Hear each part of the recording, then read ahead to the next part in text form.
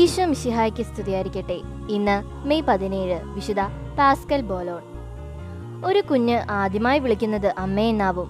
എന്നാൽ ഈശോ എന്ന വാക്ക് ആദ്യമായി പഠിക്കുകയും ആദ്യമായി വിളിക്കുകയും ചെയ്ത ബാലനായിരുന്നു വിശുദ്ധ പാസ്കൽ ബോലോൺ. അവന്റെ മാതാപിതാക്കൾ അവനെ ആദ്യമായി പഠിപ്പിച്ച വാക്കുകളും ഈശോ, മറിയം, യൗസേപ്പെ എന്നിവയായിരുന്നു.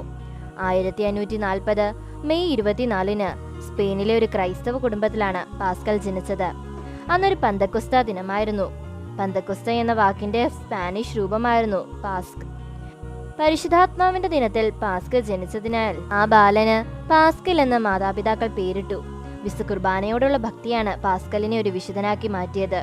വളരെ ചെറിയ പ്രായം മുതൽ തന്നെ വിശുദ്ധ കുർബാനയെയും ദേവാലയത്തെയും സക്രാരിയെയും പാസ്കൽ സ്നേഹിച്ചിരുന്നു.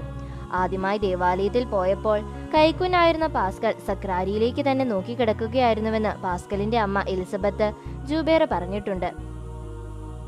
7-ാം വയസ്സു മുതൽ 24-ാം വയസ്സുവരെ പാസ്കൽ ഒരാട്ടിടയനായാണ് ജോലി നോക്കിയത്. ഇടയ്ക്ക് പാചകക്കാരനായും കാവൽക്കാരനായും ഒക്കെ ജോലി ചെയ്തു. ആട്ടിടയനായിരിക്കെ തനിക്കൊപ്പം ആടുകളെ മേയ്ക്കാനിരുന്ന ഒരു യുവ റൗഡി സംഘത്തെ തന്റെ ഉപദേശങ്ങളിലൂടെയും പ്രാർത്ഥനകളിലൂടെയും നേർവഴിക്ക് നയിക്കാൻ പാസ്കലിന് കഴിഞ്ഞു. ഒരിക്കൽ ഒരു മലമുകളിലെ ആടുകളെ മേയിച്ചുകൊണ്ടിരിക്കെ അങ്ങകലെയുള്ള ദേവാലയത്തിൽ വിശുദ്ധ കുർബാനയ്ക്കായി മണിമുഴങ്ങുന്നത് പാസ്കൽ കേട്ടു. അവൻ മുട്ടുകുത്തി നിന്ന് പ്രാർത്ഥിച്ചു. അപ്പോൾ ഒരു മാലാഖ പ്രത്യക്ഷപ്പെടുകയും ഒരു സ്വർണ്ണ കാസയും തിരുവോസ്തിയും പാസ്കലിന് കാണിച്ചു കൊടുക്കുകയും ചെയ്തു. ബാല്യം മുതൽ തന്നെ പാവങ്ങളോടും രോഗികളോടും പാസ്കൽ വല്ലാത്തൊരു കാരുണ്യമാണ് പ്രദർശിച്ചിരുന്നത്. തനിക്ക് കിട്ടിയിരുന്ന പണം മുഴുവനും വീട്ടിൽ കൊടുത്തതിനു ശേഷം ബാക്കി പാവങ്ങൾക്കാണ് പാസ്കൽ കൊടുത്തിരുന്നത്. 24-ാം വയസ്സിൽ മോൺഫോർട്ടിലെ ഫ്രാൻസിഷ്യൻ സഭയിൽ ചേർന്നു. മണിക്കൂറുകളോളം മറ്റെല്ലാം മറന്ന് ദേവാലയത്തിലെ തിരുഹൃദയ സ്വരൂപത്തിന്റെ മുൻപിൽ മുട്ടുകുത്തി നിന്ന് പ്രാർത്ഥിക്കുക പാസ്കലിന്റെ പതിവായിരുന്നു. ഇറ്റലിയിൽ സന്ദർശനം നടത്തവേ 2 തവണ പാസ്കലിനെ ചാരനെന്ന പേരിൽ തടവിലാക്കി. എന്നാൽ പിന്നീട് തെറ്റുകാരനല്ലെന്ന് കണ്ട് മോചിപ്പിച്ചു.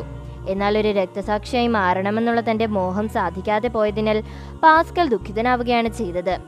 1592 വിശുദ്ധ കുർബാന അർപ്പിച്ചുകൊണ്ടിരിക്കെ പാസ്കൽ മരിച്ചു. മരണശേഷം മൃതദേഹം പൊതുദർശനത്തിനായി വെച്ച 3 ദിവസവും അത്ഭുതങ്ങളുടെ പ്രവാഹം തന്നെ ഉണ്ടായി. പാസ്കലിന് അന്ത്യോപചാരം അർപ്പിക്കാനെത്തിയ ആയിരങ്ങൾ ആ വിശുദ്ധന്റെ അനുഗ്രഹത്താൽ രോഗങ്ങളിൽ നിന്നും പാപങ്ങളിൽ നിന്നും മോചനം നേടി. 1690 പാസ്കലിനെ വിശുദ്ധനായി പ്രഖ്യാപിച്ചു.